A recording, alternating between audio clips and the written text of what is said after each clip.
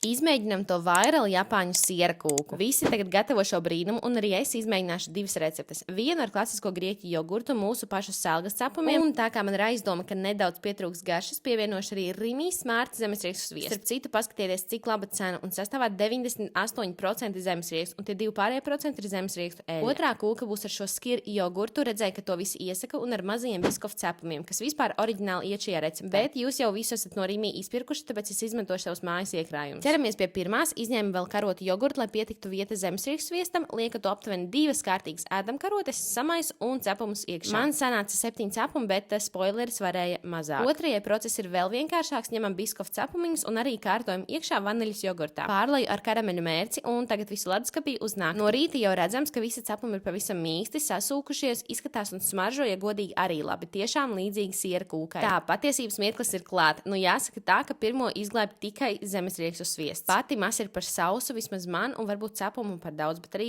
pēc garšas nekas dīšs. Tiešām te vienkārši garšīgs ir zemesriekstu sviests un viss. Savukārt otrā sanāca daudz mitrāk un arī pēc skata ļoti labi. Nogaršojot, es biju pārsteigta, cik ļoti man garšo. Iespējams, visa atslēga ir cepumos vai arī jogurtā, bet to mēs nezināsim. Iespējams, jāizmēģina krusteniski pamainīt produktus un izmēģināt vēlreiz. Ja šim būtu pievienots zemesriekstu sviests, vispār būtu ideāli. Raksti komentārā, vai esi izmēģinājis un vai tev garšoja.